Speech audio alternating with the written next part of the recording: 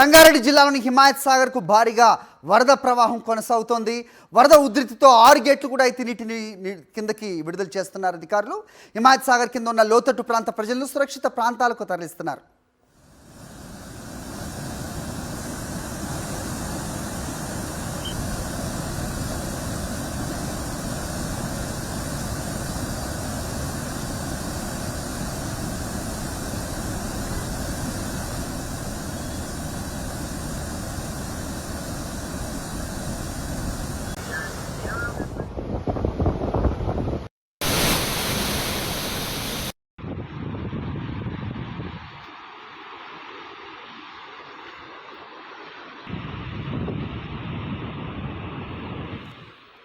Right, మరిన్ని updates మా correspondent Vikram రెడ్డికి తెలుసుకుందాం. విక్రమ్, ఎక్కడున్నారు ప్రస్తుతం మీరు?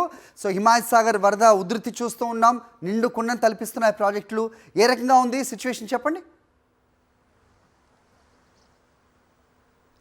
హరి, హిమాయత్ సాగర్ జలాశయానికి భారీగా వరద నీరు వచ్చి చేరుతుంది. పైన ఎగువన ఉన్న ప్రాంతాల్లో భారీ వర్షపాతం నమోదైంది. పరిగి, షాబాద్, చెవెల్లా, శంకర్పల్లి తదితర ప్రాంతాల్లో భారీ వర్షపాతం నమోదు కావడంతో హైదరాబాద్ తాగునీటిని అందించే జంట జలాశయాలకు భారీగా వరద నీరు వచ్చి చేరింది. దీంతో హిమాయత్ సాగర్ జలాశయానికి సంబంధించి 8 గేట్లను ఇప్పటికే ఎత్తివేశారు. 8 గేట్లను ఎత్తివేయడంతో వరద నీటి ప్రవాహం భారీగా పెరిగింది. మూసీ పరివాహ ప్రాంత ప్రజలందరినీ కూడా ఇప్పటికే సురక్షిత ప్రాంతాలకు తరలించారు.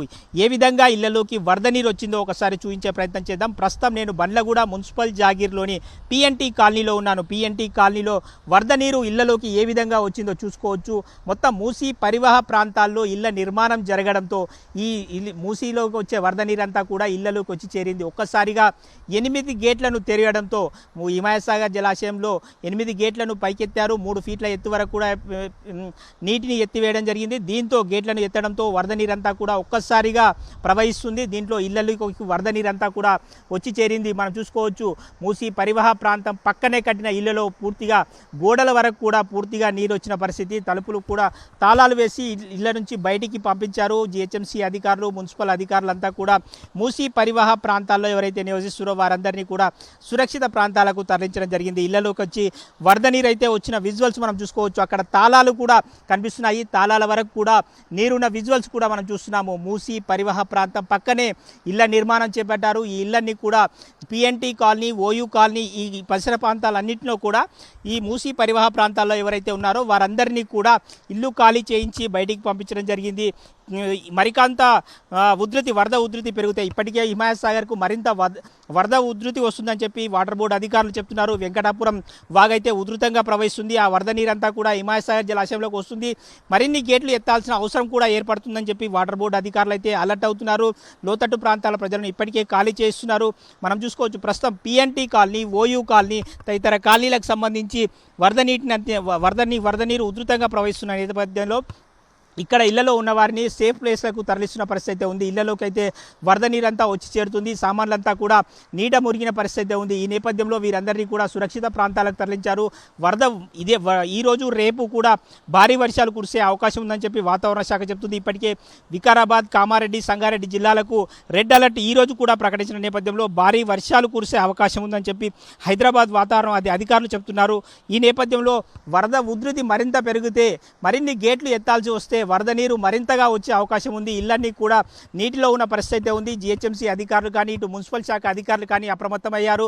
ఎక్కడికక్కడ లోతట్టు ప్రాంతాల్లో ఎవరైతే ఉన్నారో వారందరినీ కూడా సురక్షిత ప్రాంతాలకు తరలిస్తున్నారు. హరి, రైట్, చెరువుల్లో అలాగే మూసీ పరివాహక ప్రాంతంలో నిర్మాణాలు ఏ రకంగా ఉన్నాయి?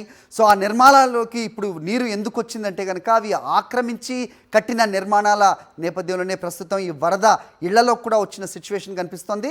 విక్రమ్, మరో విషయం చెప్పండి. ఇక్కడ హైడ్రా అధికారులు ఇలాంటి పరిస్థితుల్లో ఇంకా ఎన్నెన్ని ముంపు ప్రాంతాలు ఉన్నాయి, ఇంకా కబ్జాలకు గురైన ప్రాంతాలు ఎన్ని అని కూడా గుర్తించే అవకాశం కూడా లేకపోలేదు కదా.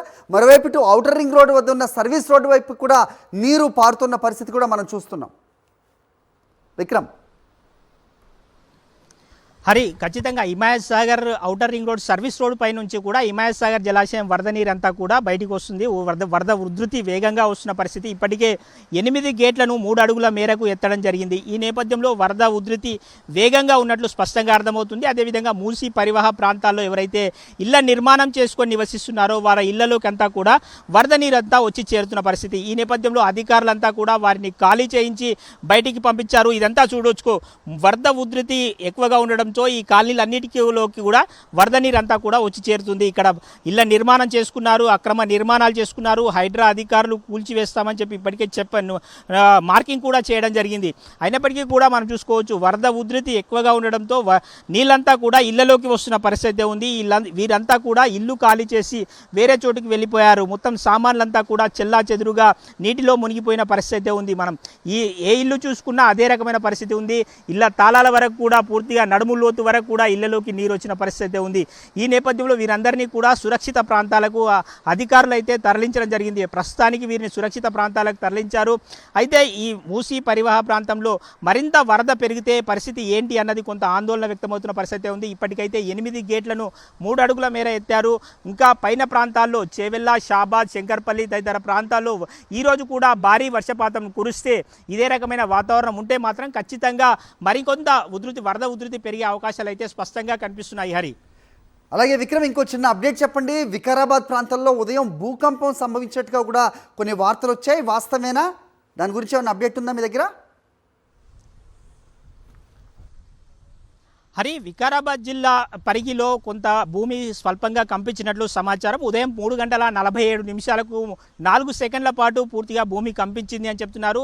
పరిగి చుట్టుపక్కల గ్రామాలైన బసిరెడ్డిపల్లి, అదేవిధంగా రంగాపూర్ తదితర గ్రామాలకు సంబంధించి స్వల్పంగా 3 నుంచి 4 సెకండ్ల పాటు స్వల్పంగా కంపించినట్లు చెప్తున్నారు. రాత్రి పరిగిలో చూసుకుంటే గరిష్టంగా 12 సెంటీమీటర్ల వరకు కూడా వర్షపాతం నమోదైన పరిస్థితి ఉంది. ఒకవైపు భారీ వర్షపాతం నమోదైంది. అదే ప్రాంతంలో మనం చూసుకోవచ్చు భూకంపం కూడా వచ్చినట్లు చెప్తున్నారు. రాత్రి 3:47 స్వల్పంగా 3 నుంచి 4 నిమిషాల వరకు ఒక్కసారిగా భూమి కంపించినట్లు ఆయా గ్రామాల ప్రజలు చెప్తున్నారు. ఒక్కసారిగా ఆ గ్రామాల ప్రజలంతా కూడా ఆందోళనకు గురయ్యారు. ఒక్కసారిగా భూమి కంపించడంతో జనాలంతా కూడా బయటికి ఇళ్ల నుంచి బయటికి పరిగెత్తుకుంటూ రావడం జరిగింది. ఒకవైపు వర్షం కురుస్తున్నప్పటికీ కూడా ఇళ్లలో కొంచెం స్వల్పంగా భూమి కంపించడంతో వారంతా కూడా భయాందోళనకు గురయ్యారు. Hari, okay Vikram, thanks for the inputs.